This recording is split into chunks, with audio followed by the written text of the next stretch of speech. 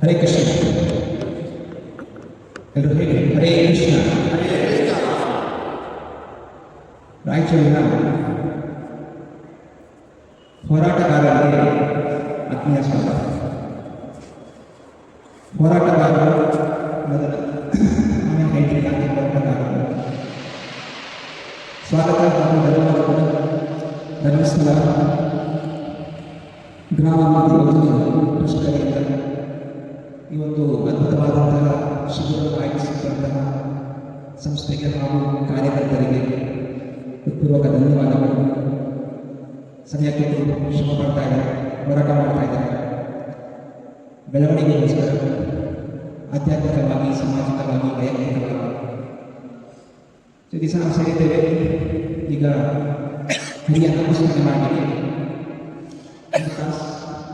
ಹರಿಯ ನಾಮಸ್ಮರ ಭಜನೆ ಮಾಡೋಣ, ಜನರಿಗೆ ಭಜನೆ ಮಾಡೋಣ, ಅಂತ ಸ್ವಲ್ಪ ಆಧ್ಯಾತ್ಮಿಕ ವಿಷಯ ಸರಿನಾ? ಅದರಿಂದ ಭಗವಂತನ ಚಿಂತನೆ ಮಾಡೋಣ. ಎಲ್ಲರೂ ಕೈ ಮುಗಿದು ಹೇಳಿ ಒಂದು ಸಣ್ಣ ಮಂತ್ರ ಹೇಳ್ತೀನಿ. ನಮೋ ಓಂ ವಿಷ್ಣುಪಾದಾಯ ಕೃಷ್ಣ ಪ್ರೇಷ್ಠಾಯ ಭೂತಲೆ ಶ್ರೀಮತೆ ಭಕ್ತಿ ವೇದಾಂತ ಸ್ವಾಮಿ ಇತಿ ನಾಮಿನೇ ನಮಸ್ತೆ ಸರಸ್ವತಿ ದೇವೆ ಗೌರವಾಣಿ ಪ್ರಚಾರಿಣೆ ನಿರ್ವಿಶೇಷ ಶೂನ್ಯವಾದಿ ಪಾಶ್ಚಾತ್ಯ ದೇಶ ತಾರಿಣೆ ಶ್ರೀಕೃಷ್ಣ ಚೈತನ್ಯ ಪ್ರಭೋ ನಿತ್ಯಾನಂದ ಶ್ರೀ ಅದ್ವೈತ ಗದಾಧರ ಶ್ರೀವಾಸಾದಿ ಗೌರ ಭಕ್ತ ವೃಂದ. ಎರಡು ಕೈಗಳೆತ್ತಿ ಹೇಳಿ ಹರೇ ಕೃಷ್ಣ ಹರೇ ಕೃಷ್ಣ ಕೃಷ್ಣ ಕೃಷ್ಣ ಹರೇ ಹರೇ ಹರೇ ರಾಮ ಹರೇ ರಾಮ ರಾಮ ರಾಮ ಹರೇ ಹರೇ. ಸೊ ಇದೇ ಮಂತ್ರ, ಹರೇ ಕೃಷ್ಣ ಮಂತ್ರ. ಹರೇ ಕೃಷ್ಣ ಕೃಷ್ಣ ಕೃಷ್ಣ ಹರೇ ಹರೇ ಹರೇ ರಾಮ ರಾಮ ರಾಮ ಹರೇ ಹರೇ ಇತಿ ಷೋಡಶಕಂ ನಾಮ್ನಾಂ ಕಲಿಕಲ್ಮಷನಾಶನಂ ನಾತಃ ಪರತೋ ರೋಪಾಯ ಸರ್ವವೇದೇಶು ದೃಶ್ಯತೆ. ಸೊ ಶಾಸ್ತ್ರಗಳಲ್ಲಿ, ಪುರಾಣಗಳಲ್ಲಿ ಹೇಳಲಾಗಿದೆ, ಯಾರು ಈ ಮಂತ್ರವನ್ನು ಜಪಿಸ್ತಾರೆ ಅವರು ಎಲ್ಲ ಒಂದು ಕಲ್ಮಶಗಳು ದೂರ ಆಗುತ್ತೆ, ಆ ವ್ಯಕ್ತಿ ಶಕ್ತಿಯುತವಾಗ್ತಾನೆ, ಅವನ ಜೀವನದಲ್ಲಿ ಸುಖ, ಶಾಂತಿ, ಸಮೃದ್ಧಿ ಎಲ್ಲವೂ ಕೂಡ ಪ್ರಕಟವಾಗುತ್ತೆ ಈ ನಾಮದ ಜಪದಿಂದ. ಆದ್ದರಿಂದ ನಾವು ಈ ನಾಮದ ಜಪವನ್ನು ಸಂತೋಷವಾಗಿ ಚಪ್ಪಳೆ ತಟ್ಟುತ್ತಾ ಹಾಡೋಣ.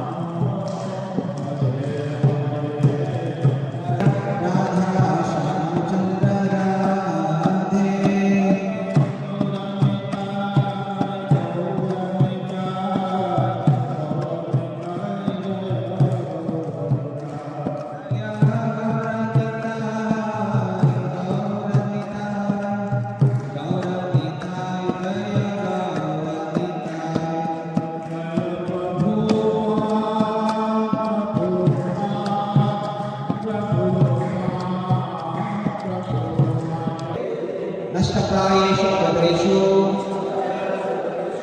ನಿತ್ಯಂ ಭಾಗವತ ಸೇವ್ಯಾ ಭಗವತಿ ಉತ್ತಮ ಶ್ಲೋಕೆ ಭಕ್ತೆ ಭವತಿ ನೈಷ್ಠಿಕಿ. ಓಂ असतो मा सद्गमः तमसि ಭವತೆ ಗಮಃ ಮೃತೋ ಮಾ ಅಮೃತಗಮಃ.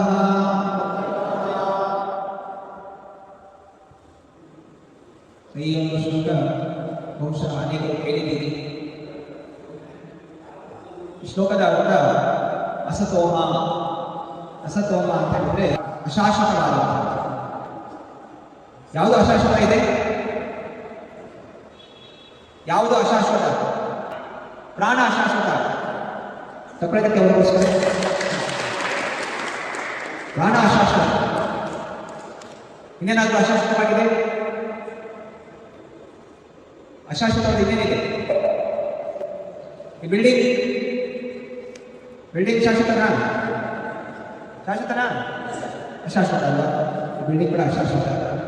ಸಂಬಂಧಿಕರು, ಅಪ್ಪ ಅಮ್ಮ ಹೆಂಡತಿ ಮಕ್ಕಳು ಶಾಶ್ವತನಾ? ಶಾಶ್ವತನಾ ಅಶಾಶ್ವತ? ಯಾರು ಶಾಶ್ವತ ಅಲ್ಲ. ಸಂಬಂಧಿಕರು ಶಾಶ್ವತ ಇಲ್ಲ, ಮನೆಯೂ ಶಾಶ್ವತ ಅಲ್ಲ. ದೇಶ ಶಾಶ್ವತನಾ? ದೇಶ ಶಾಶ್ವತವಾಗಿಲ್ಲ.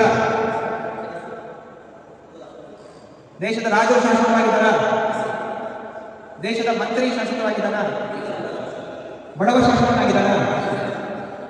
ಬಡವನು ಶಾಶ್ವತ ಅಲ್ಲ, ಶ್ರೀಮಂತನು ಶಾಶ್ವತ ಅಲ್ಲ, ಅಧಿಕಾರ ಇದ್ದರೂ ಶಾಶ್ವತ ಅಲ್ಲ. ಪ್ರಾಣಿಗಳು ಶಾಶ್ವತ ಇದೆಯಾ?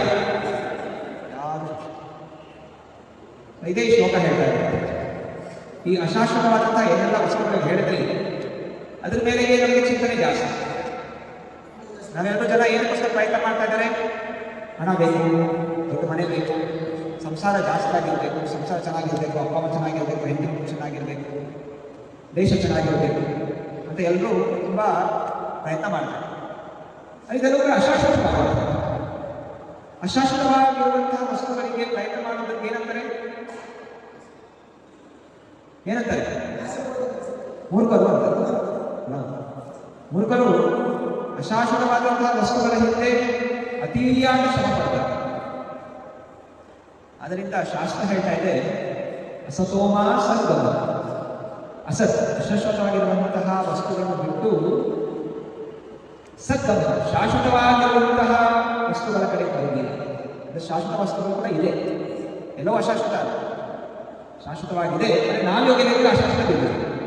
ಅಶಾಶ್ವತವಂತಹ ಜಗತ್ತಿನಲ್ಲಿ ಅಶಾಶ್ವತ ಚಿಂತನೆಯಲ್ಲಿ ಇದ್ದೀವಿ. ಶಾಶ್ವತ ಕಡೆ ಹೋಗಿ ಶಾಶ್ವತ ಯಾವುದೀಗ? ಭಗವಂತ ಶಾಶ್ವತ.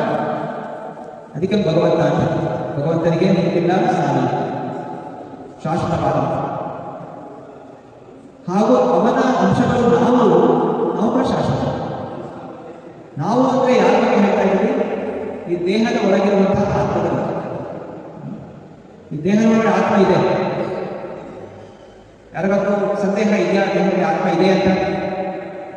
ಎಲ್ಲರಿಗೂ ನಂಬಿಕೆ ಇದೆಯಾ ದೇಹದ ಆತ್ಮ ಇದೆ? ಯಾರ ದೇಹದಲ್ಲಿ ಆತ್ಮ ಇಲ್ಲ ಕೈ ಎತ್ತಿ. ಗ್ಯಾರಂಟಿ ಇದೆಯಾ? ಎಲ್ಲರಿಗೂ ಆತ್ಮ ಇದೆಯಾ? ಆತ್ಮ ಇದೆ ಅಂದ್ರೆ ಏನಾಗುತ್ತೆ ದೇಹಕ್ಕೆ? ಆತ್ಮ ಇದೆ ಇಲ್ಲ ಅನ್ನೋದಕ್ಕೆ ವ್ಯತ್ಯಾಸ ಹೆಂಗೆ ತಿಳ್ತೀವಿ? ಆತ್ಮ ದೇಹದಿಂದ ಹೋದರೆ ಈ ದೇಹ ಶವವಾಗುತ್ತೆ. ಶವ ನೋಡಿದ್ದೀರಾ? ಶವನ? ಶವಗೆ ನೀವು ಹೊಡಿರಿ ಸುತ್ತಾಕಿ ಅದೇನು ಮಾಡಿದೆ. ಯಾಕೆಂತ ಹೇಳಿದ್ರೆ ಅದರಲ್ಲಿ ಆತ್ಮ ಅಂತ ಹೋಗ್ಬಿಟ್ಟಿದೆ. ಆತ್ಮ ಇದ್ದಾಗ ಈ ದೇಹ ಚಲಿಸುತ್ತೆ, ಪ್ರತಿಕ್ರಿಯಿಸುತ್ತೆ. ಆತ್ಮ ಹೋಗ್ಬಿಟ್ರೆ ಅದು ನಿರ್ಜೀವವಾಗಿ ಸ್ಥೂಲ ವಸ್ತು ಆಗುತ್ತೆ, ಗಾಢ ವಸ್ತು. ಹೀಗೆ ಗಾಡಿ ಇದೆಲ್ಲ, ಗಾಡಿಯ ಚಕ್ರ ಇದೆ, ಇಂಜಿನ್ ಇದೆ, ಲೈಟ್ ಇದೆ, ಎಲ್ಲ ಇದೆ. ಅಂದರೆ ಗಾಡಿ ಪಾಠ ಹೋಗೋದಿಲ್ಲ. ಯಾವಾಗ ಯಾವುದೋ ಜೀವನ ವ್ಯಕ್ತಿ ಕುರಿತು ಓಡಿಸಿದಾಗ, ಚಾಲಕ ಓಡಿಸಿದಾಗ ಗಾಡಿ ಹೋಗುತ್ತೆ. ಹಾಗೆಯೇ ಈ ಶರೀರ ಕೂಡ ಒಂದು ಗಾಡಿ. ಕಾಲುಗಳಿದೆ, ಕಣ್ಣುಗಳಿದೆ, ಕಿವಿ ಇದೆ, ನಾಲಿಗೆ ಇದೆ. ಅದೇ ಇದು ತನತಾನಾಗಿ ಓಡಾಡುತ್ತದೆ. ಯಾವಾಗ ಆತ್ಮಾನುಭವಗಳಿಗೆ ಸೇರಿರುತ್ತೆ ಆವಾಗ ಈ ಗಾಡಿ ಹೋಗಬೇಕು. ಭಗವದ್ಗೀತೆ ಹೇಳಿದಂತೆ ಯಂತ್ರದೂಡಾಡಿ ಮಾಯ. ಈ ಮಾಯಾಶಕ್ತಿ ಕೊಟ್ಟಿರುವಂತಹ ಒಂದು ಯಂತ್ರ, ಈ ಶರೀರ ಯಂತ್ರ, ಮಿಷಿನ್. ಸೊ ಆ ಮಿಷಿನಲ್ಲಿ ಒಂದು ವ್ಯಕ್ತಿ ಕೂತ್ಕೊಂಡಾಗ ಈ ಮಿಷಿನ್ ಓಡಾಡುತ್ತೆ. ಆ ವ್ಯಕ್ತಿ ಹೋಗ್ಬಿಟ್ರೆ ಆ ಮಿಷನ್ಗೆ ಏನು ಮೌಲ್ಯ ಇರುತ್ತಿಲ್ಲ. ಆದ್ದರಿಂದ ಹೇ ಮನುಷ್ಯರೇ, ಕೇವಲ ನಾವು ಈ ತಾತ್ಕಾಲಿಕವಾದ ಶರೀರದ ಬಗ್ಗೆ ಚಿಂತನೆ ಮಾಡ್ತಾರೆ. ಇದಕ್ಕೆ ಊಟ ಕೊಡಿಸ್ಬೇಕು, ಇದಕ್ಕೆ ಹೇಗೆ ಸ್ನಾನ ಮಾಡಿಸ್ಬೇಕು, ಇದಕ್ಕೇನೆಲ್ಲ ಬಟ್ಟೆಗಳು ಹಾಕಬೇಕು, ಆಭರಣಗಳಿಂದ ಅಲಂಕಾರ ಮಾಡಬೇಕು, ಹೆಂಗೆ ಸುಂದರವಾಗಿ ಕಾಣಬೇಕು, ಹೆಂಗೆ ಸ್ಟೈಲ್ ಮಾಡಬೇಕು, ಹೇರ್ ಸ್ಟೈಲ್ ಮಾಡ್ತೀವಿ, ಗಾಡಿ ಸ್ಟೈಲ್ ಮಾಡ್ತೀವಿ, ಹೀರೋ ವರ್ಗ ಓಡಾಡ್ತೀವಿ, ಎಲ್ಲ ಮಾಡ್ತಾ ಇದ್ದಾರೆ. ಆದರೆ ಯಾವ ನಿಜವಾಗಿ ದೇಹಕ್ಕೆ ಓಡಾಡಿಸ್ತಾ ಇದೆ ಆತ್ಮ, ಅದಕ್ಕೆ ನಾವು ಏನು ಮಾಡ್ತಾ ಇದ್ದೀವಿ? ಏನು ಮಾಡ್ತಾ ಇದ್ದೀವಿ? ಅದರಿಂದ ಆ ಆತ್ಮದ ಬಗ್ಗೆ ಚಿಂತನೆ ಮಾಡಿ. ತಾತ್ಕಾಲಿಕವಾದಂತಹ ದೇಹದ ಚಿಂತನೆಯಿಂದ ಆತ್ಮದ ಚಿಂತನೆ ಹಾಗೂ ಪರಮಾತ್ಮನ ಚಿಂತನೆಯನ್ನು ಮಾಡಿ. ಸತೋಮ ಸತ್ಯಮ. ಹಾಗೂ ಜಗತ್ತು ಕೂಡ ಇರುವಂತಹ ತಾತ್ಕಾಲಿಕವಾದ ದೇಶ. ಹೀಗಾಗಿ ನೀವು ಶಿಬಿರಕ್ಕೆ ಬಂದಿದ್ದೀರಿ. ಶಿಬಿರ ಯಾವಾಗ? ಶಿಬಿರದಲ್ಲಿ ನೀವು ಟ್ರೈನಿಂಗ್ ತಗೊಂಡು ಮತ್ತೆ ನಿಮ್ಮ ಮನೆಗಳಿಗೆ ಹೋಗ್ತೀರಿ. ಹಾಗೆಯೇ ನಮ್ಮ ನಿಜವಾದಂತಹ ಒಂದು ಜಗತ್ತು ಭಗವಂತನ ಲೋಕ. ಭಗವಂತನ ಲೋಕ ಇದೆ, ಅದಕ್ಕೆ ವೈಕುಂಠ. ವೈಕುಂಠ ಅಂತಂದ್ರೆ ಯಾವುದೇ ಕಷ್ಟ ಇರುವಂತಹ ಲೋಕಕ್ಕೆ ವೈಕುಂಠ. ಇದಕ್ಕೆ ನಾವಿರುವ ಜಗತ್ತು ಮೃತ್ಯು ಲೋಕ, ಅಶಾಶ್ವತವಾದಂತಹ ಮೃತ್ಯು ಲೋಕ, ಸಾವಿರ. ವೈಕುಂಠದಲ್ಲಿ ಸಾವಿರ. ಸೊ ಯಾವಾಗ ಆತ್ಮ ವಾಪಸ್ ಮನೆಗೆ ಹೋಗುತ್ತೆ, ಅಲ್ಲಿದೆ ನಮ್ಮ ಮನೆ, ಇಲ್ಲಿ ಬಂದ ಮನೆಯನ್ನು ದಾಸನ ಮಾಡಿದ್ದಾರೆ.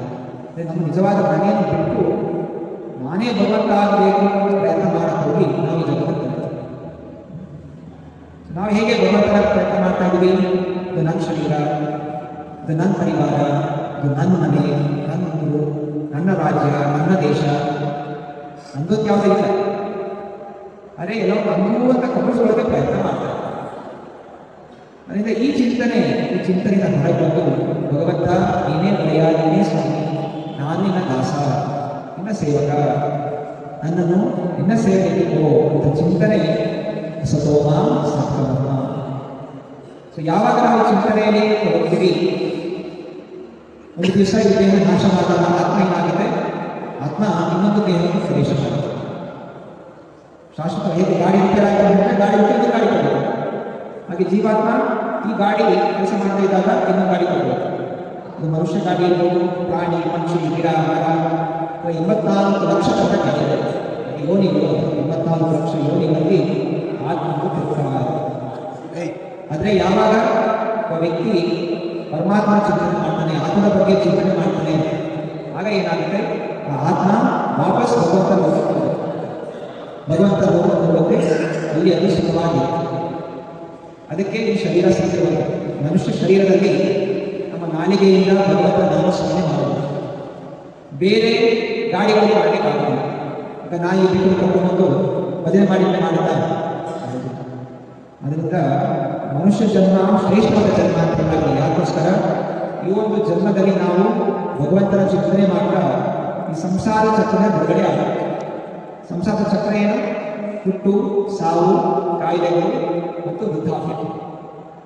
ಸಂಸಾರದ ಎಲ್ಲರೂ ಕೂಡ ಹುಟ್ಟುತ್ತಾರೆ, ಹುಟ್ಟಿದ ಮೇಲೆ ಕಾಯಿಲೆಗಳು ಬರುತ್ತೆ, ನಂತರ ಎಲ್ಲರಿಗೂ ವಯಸ್ಸಾಗುತ್ತೆ, ಆಮೇಲೆ ಸಾಯ್ತಾರೆ. ಯಾರಿಗೂ ಸಾಯಕ್ಕೆ ಇಷ್ಟ ಇಲ್ಲ, ಕಾಯಿಲೆ ಬಂದರೂ ಕೂಡ ಯಾರಿಗೂ ಇಷ್ಟ ಇಲ್ಲ. ಆದರೆ ಇದೆಲ್ಲವೂ ಕೂಡ ಇದಕ್ಕೆ ಸಂಭವಿಸುತ್ತೆ. ಆದ್ದರಿಂದ ಸಂಸಾರ ಚಕ್ರ ಬಿಡುಗಡೆ ಆಗಬೇಕು. ಆ ಬಿಡುಗಡೆ ಆಗಲಿಕ್ಕೆ ಇರುವಂತಹ ಏಕೈಕ ಅವಕಾಶ ಮನುಷ್ಯ ಜನ್ಮ. ಯಾವುದಕ್ಕೋಸ್ಕರ? ಆತ್ಮಕ್ಕೋಸ್ಕರ. ಆತ್ಮ ಹಲವಾರು ಯೋನಿಗಳಿಗೆ ತಿರುಗಾಡಿ ಬರುವಂತೆ ಮನುಷ್ಯ ದೇಹ ಪ್ರದಾನ ಮಾಡ್ತಾರೆ. ಮನುಷ್ಯ ದೇಹದಲ್ಲಿ ನಮ್ಮ ಏಕೈಕ ಲಕ್ಷ್ಯ, ನಮ್ಮ ಆತ್ಮವಾದ ಗುರಿ, ನಾವು ಭಗವಂತನ ನೋಡಬೇಕು ಅಂತ ಇರಬೇಕು. ಅದಕ್ಕೆ ಮನುಷ್ಯ ಅಂತ ಹೇಳ್ತಾರೆ. ಇಲ್ಲ ಅಂತ ಹೇಳಿದ್ರೆ ನಮಗೆ ಪ್ರಾಣಿ ಅಂತ ಹೇಳ್ತಾರೆ. ಆಹಾರ, ನಿದ್ರ, ಭಯ, ಮೈಥುನ, ಇದು ಆಹಾರ ತಿನ್ನೋದು, ನಿದ್ರೆ ಮಾಡೋದು, ಮೈಥುನ ಸಂಸಾರ ಮಾಡುವಂಥದ್ದು, ಭಯ ತನ್ನ ರಕ್ಷಣೆ ಮಾಡಿಕೊಳ್ಳುವಂಥದ್ದು, ಇದು ಪ್ರಾಣಿಗಳು ಮಾಡುತ್ತೆ. ಆದರೆ ಮನುಷ್ಯ ಅಂತ ಹೇಗೆ ಅನ್ಸ್ಕೊತೀವಿ? ಧರ್ಮೋ ಹೇಗೋ ಅನಿಗೋ ವಿಶೇಷ. ಧರ್ಮದ ಪಾಲನೆ ಮಾಡಬಹುದು. ಯಾವ ಧರ್ಮ? ಆತ್ಮನ ಧರ್ಮ. ಆತ್ಮನ ಧರ್ಮ ಏನು? ಭಗವಂತನ ಚಿಂತನೆ ಮಾಡುವಂಥದ್ದು. ಅದರಿಂದ ಧರ್ಮೇನ ಹೀನ ಪಶುಭಿ ಸಮ. ಅದರಿಂದ ನಿಜವಾದ ಕರ್ತವ್ಯ ನಾವು ಭಗವಂತನ ಚಿಂತನೆ ತೊಡಗಬೇಕು. ಅಶಾಶ್ವತವಾಗಿರುವಂತಹ ಜಗತ್ತಿನಿಂದ ಶಾಶ್ವತ ಕಡೆ ಹೋಗಬೇಕು. ಭಜ ಗೋವಿಂದಂ ಭಜ ಗೋವಿಂದಂ ಭಜ ಗೋವಿಂದಂ ಭಗವತೆ. ತಮಸೀಮಾ ಜ್ಯೋತಿರ್ಗಮನ, ತಮಸ್ಸು ಇದರದ್ದು ಅಂಧಕಾರ, ಅಜ್ಞಾನ, ಅಹಂಕಾರ ಎಲ್ಲರೂ ಕೂಡ ಅಹಂಕಾರ ಇದೆ, ನಾನು ನನ್ನದು. ಅದರಿಂದ ಈ ಒಂದು ತಾತ್ಕಾಲಿಕವಾದಂತಹ ಅಜ್ಞಾನದಿಂದ ಬೆಳಕಿನ ಕಡೆ ಹೋಗಿ, ಭಗವಂತನ ಚಿಂತನೆ ಕಡೆ ಹೋಗಿ. ಮೃತೋಮ ಮುಕ್ತಗಮ. ಮೃತೋಮ ಅಂತ ಹೇಳಿದ್ರೆ ಈ ಜಗತ್ತಿನಲ್ಲಿ ಸಾವಿದೆ, ಭಗವಂತನ ಲೋಕದಲ್ಲಿ ಶಾಶ್ವತವಾದಂತಹ ಜೀವನ ಇದೆ. ಸೊ ಇದೇ ಶ್ಲೋಕದ ಅರ್ಥ ಶಾಸ್ತ್ರಗಳು ಹೇಳ್ತಾ ಇದೆ. ನಾವು ಈ ತಾತ್ಕಾಲಿಕವಾದಂತಹ ಜಗತ್ತಿನಿಂದ ಶಾಶ್ವತ ಜಗತ್ತಿಗೆ ಹೋಗಬೇಕು, ಆವಾಗಲೇ ನಾವು ಸುಖವಾಗಿರಲಿಕ್ಕೆ ಸಾಧ್ಯ. ಇಲ್ಲಿ ತನಕ ನಾವು ಜಗತ್ತಿಗಿರ್ತೀವಿ, ನಮಗೆ ನಾನಾ ರೀತಿಯ ಪ್ರಭೆಗಳು, ಕಷ್ಟಗಳು ಬಂದೇ ಬರುತ್ತೆ. ಆ ಭಗವಂತನ ಲೋಕಕ್ಕೆ ಕೊಟ್ಟಿರುವಂತಹ ಒಂದು ಸುಲಭವಾದಂತಹ ಮಾರ್ಗ ಭಗವಂತ ಹೇಳ್ತಾನೆ ಭಗವದ್ಗೀತೆಯಲ್ಲಿ, ಪರಿತ್ರಾಣಾಯ ಸಾಧೂನಾಂ ವಿನಾಶಾಯ ದುಷ್ಕೃತಾಂ ಧರ್ಮ ಸಂಸ್ಥಾಪನಾರ್ಥಾಯ ಸಂಭವಾಮಿ ಯುಗೆ ಯುಗೆ. ನಾವು ಭಗವಂತನ ಬಿಟ್ಟು ಓಡೋದಕ್ಕೂ ಕೂಡ ಭಗವಂತ ಬೇರೆ ಬೇರೆ ಸಮಯದಲ್ಲಿ ಬಂದು ತನ್ನ ಮುಖಾಂತರ, ತನ್ನ ಒಂದು ಶಿಷ್ಯನ ಮುಖಾಂತರ, ಭಕ್ತಾದಿಗಳ ಮೂಲಕ ಹೋಗಲಿಕ್ಕೆ ಬೇರೆ ಬೇರೆ ರೀತಿಯ ಮಾರ್ಗದರ್ಶನ ಕೊಡ್ತಾರೆ. ಅಲ್ಲಿ ನಾವಿರುವಂತಹ ಈ ಸಮಯ ಕಲಿಯುಗದಲ್ಲಿ ಭಗವಂತನಿಗೆ ಪ್ರಾಪ್ತಿ ಮಾಡಿಕೊಟ್ಟಿರುವಂತಹ ಮಾರ್ಗ ಹರಿನಾಮ ಸಂಕೀರ್ತನೆ. ಹರೇ ಕೃಷ್ಣ ಕೃಷ್ಣ ಕೃಷ್ಣ ಹರೇ ಹರೇ, ಹರೇ ರಾಮ ರಾಮ ರಾಮ ಹರೇ ಹರೇ. ಈ ಒಂದು ಮಂತ್ರ, ಈ ಮಂತ್ರ ಯಾವಾಗ ಬೇಕು ಜಪಿಸ್ಬೋದು, ಬೆಳಗ್ಗೆ, ಸಾಯಂಕಾಲ, ಮಧ್ಯಾಹ್ನ, ಮತ್ತು ಮಕ್ಕಳಿಗಿಂತ ಮುಂಚೆ ಎದ್ದಾಗ, ಬಸರ್ ಮಕ್ಕಳು ಯಾವಾಗ ಬೇಕು ಜಪಿಸ್ಬೋದು. ಯಾರು ಮಂತ್ರ ಜಪಿಸ್ತಾರೆ, ಭಗವಂತ ಹೃದಯವನ್ನು ಶುದ್ಧೀಕರಣ ಮಾಡ್ತಾರೆ. ಹೃದಯ ಈಗ ಕಲ್ಮಶಗೊಂಡಿದೆ, ಭೌತಿಕ ಆಸೆಗಳಿಂದ, ಇಚ್ಛೆಗಳಿಂದ, ನಾನಾ ಕಷ್ಟಗಳಿಂದ ಕಲುಷಿತವಾಗಿದೆ. ದೇಹದ ಮೇಲೆ ಸೋಮಾಗಿ ತೊಳಿಬಹುದು, ಆದರೆ ಅಂತರ್ಗತ ಕಲ್ಮಶ ಹೋಗಲಿಕ್ಕೆ ನಾವು ನಾಮದ ಜಪ ಮಾಡಬೇಕು. ಎಲ್ಲಿ ತನಕ ಈ ಚಿಂತನೆ ಅಂದರೆ ಕೂಡಬೇಕು. ಹರೇ ಕೃಷ್ಣ ಕೃಷ್ಣ ಕೃಷ್ಣ ಹರೇ ಹರೇ, ಹರೇ ರಾಮ ರಾಮ ರಾಮ ಹರೇ ಹರೇ. ಕೈ ಎತ್ತಿ ನಾವು ಹೇಳ್ತಾ ಇದ್ದೀವಿ, ಹೇಗೆ ಸಣ್ಣ ಮಗು ಎಲ್ಲೇ ಅದು ಏನೋ ಕಷ್ಟವಾದಾಗ ಎರಡು ಕೈಗಳಿಗೆ ಅಮ್ಮ ಅಂತ ಕರೆಯುತ್ತೆ, ಆಗ ಅಮ್ಮ ಎಲ್ಲಿಗೂ ಕೂಡ ಓಡಿ ಬಂದು ಮಗುನ ಎತ್ತಿಕೊಡುತ್ತೆ. ಹಾಗೆಯೇ ನಾವು ಈ ಜಗತ್ತಿಗೆ ಕಷ್ಟಪಡ್ತಾ ಇದ್ದೀವಿ, ನಾನಾ ರೀತಿಯ ಕಷ್ಟಗಳು, ಬೇರೆ ಜನರಿಂದ, ನಮ್ಮದೇ ಆದಂತಹ ಬುದ್ಧಿಗಳಿಂದ ನಾವು ದುಃಖದಲ್ಲಿ ಮುಳುಗ್ತಾ ಇದ್ದೀವಿ. ಏನು ಮಾಡೋದು, ಹೊರಬರಲಿಕ್ಕೆ ಆಗ್ತಾ ಇದೆ. ಅದಕ್ಕೆ ಸಹಾಯ ಬೇಕಾಗಿದೆ. ಅದು ಯಾರು ಸಹಾಯ ಮಾಡ್ತಾರೆ, ಭಗವಂತನ ಸಹಾಯ ನಾವು ಪಡ್ಕೋಬೇಕು. ಅದರಿಂದ ಭಗವಂತ ಈ ಕಲಿಯುಗದಲ್ಲಿ ಪ್ರಕಟವಾಗಿದ್ದಾನೆ ಮಂತ್ರದ ರೂಪದಲ್ಲಿ. ಮಂತ್ರ ಅಂತ ಹೇಳಿದ್ರೆ ಮನಸ್ಸಾಯತೆ ಮಂತ್ರ. ಯಾವುದು ಮನಸ್ಸನ್ನು ಒಳ್ಳೆಯ ಕಡೆ ಹೋಗಲಿಕ್ಕೆ ಪ್ರಯತ್ನ ಮಾಡ್ತಾರೆಯೋ ಅದು ಮಂತ್ರ. ಅದನ್ನು ದಯವಿಟ್ಟು ಈ ಮಂತ್ರನ ನೆನಪಿಟ್ಕೊಳ್ಳಿ, ಯಾವಾಗಲೂ ಜಪಿಸ್ತಾ ಇರಿ. ಅನೇಕರು ವಿಶ್ವಾದ್ಯಂತ ಬೇರೆ ಬೇರೆ ದೇಶಗಳು ಕೂಡ ಅದನ್ನು ಜಪಿಸಿದ್ದಾರೆ. ಅವರು ನಾನಾ ರೀತಿಯ ಕಷ್ಟಗಳನ್ನು ಹೊರಗೊಂಡಿದ್ದಾರೆ, ಅವರು ಸುಖವಾಗಿ ಮಾಡ್ತಾ ಇದ್ದಾರೆ. ಯತ್ರ ಯೋಗೇಶ್ವರ ಕೃಷ್ಣ ಯತ್ರ ಪಾರ್ಥೋ ಗರುತರಃ ತತ್ರ ಶ್ರೀ ವಿಜಯ ಭುವನೀತಿ ನಮ್ಮ. ಎಲ್ಲಿ ಭಗವಂತನಿರ್ತಾನೋ, ಭಗವಂತನ ಭಕ್ತಾದಿಗಳಿರ್ತಾರೋ ಅಲ್ಲಿ ನಿಶ್ಚಯವಾಗಿ ಐಶ್ವರ್ಯ, ಶ್ರೀ, ವಿಜಯ ಹಾಗೂ ನೀತಿ ಇದೆಲ್ಲವೂ ಕೂಡ ಇರುತ್ತೆ. ಅದರಿಂದ ಮುಖ್ಯವಾಗಿ ನಿತ್ಯದಲ್ಲಿ ಕೆಲಸಕ್ಕೆ ಹೋಗಬೇಕು, ಜವಾಬ್ದಾರಿಗಳಿಗೆ ನೋಡ್ಕೋಬೇಕು, ಹೆಂಡತಿ ನೋಡ್ಕೋಬೇಕು, ಪರಿವಾರ ನೋಡ್ಕೋಬೇಕು, ದೇಶಕ್ಕೋಸ್ಕರ ಕಷ್ಟಪಡಬೇಕು, ಎಲ್ಲ ಇದೆ. ಆದರೆ ಮೊದಲ ಕೆಲಸ ನಮ್ಮದು ಭಗವಂತನ ಚಿಂತನೆ ಮಾಡಬೇಕು, ಭಗವಂತನ ಭಜನೆ ಮಾಡಬೇಕು. ಅವನಿದ್ರೆ ಎಲ್ಲವೂ ಕೂಡ ಇದೆ. ಹೇಗೆ ಗಿಡಕ್ಕೆ ಬೇರಿದ್ರೆ ನಮಗೆ ಒಮ್ಮೆ ಎಲ್ಲವೂ ಕೂಡ ಬೆಳೀತಾ ಮಾಡಬೇಕು. ಅಂದರೆ ಬೇರು ಹೋಗ್ಬಿಟ್ರೆ ಏನು ಕೂಡ ಉಳಿಯೋದಿಲ್ಲ. ಅದರಿಂದ ಎಲ್ಲಿ ತನಕ ಹೃದಯದಲ್ಲಿ ಭಗವಂತನ ಚಿಂತನೆ ಇರುತ್ತೆ, ಎಲ್ಲವೂ ಕೂಡ ಅಭಿವೃದ್ಧಿ ಆಗುತ್ತೆ. ಭಗವಂತನ ಚಿಂತನೆಯಿಂದ ಎಲ್ಲವೂ ಕೂಡ ನಾಶವಾಗುತ್ತೆ. ಈ ಒಂದು ತತ್ವವನ್ನು ತಿಳ್ಕೊಂಡು ನಾವು ಮತ್ತೆ ಪುನಃ ಒಂದು 15 ನಿಮಿಷ ಭಜನೆ ಮಾಡೋಣ. ಈಗ ಭಜನೆ ಜೊತೆ ನೃತ್ಯ ಕೂಡ ಮಾಡೋಣ. ಹರೇ ಕೃಷ್ಣ ಹರೇ ಕೃಷ್ಣ ಕೃಷ್ಣ ಕೃಷ್ಣ ಹರೇ ಹರೇ, ಹರೇ ರಾಮ ರಾಮ ರಾಮ ಹರೇ ಹರೇ. ಜೋರಾಗಿ ಹಾಡ್ಬೇಕು.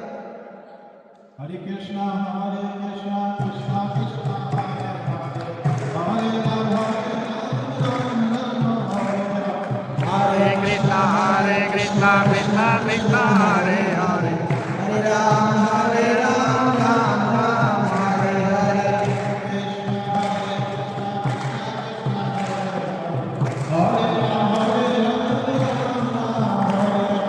Hare Krishna Krishna Krishna Hare Hare, Hare Rama Ram Ram Hare Hare. Hare Krishna Krishna Krishna Hare Hare, Hare Rama Ram Ram Hare Hare.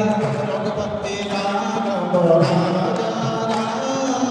Patita Pavana Sita, Ragupati Raghava Raja Ram, Patita Pavana Sitaram. Ragupati Raghava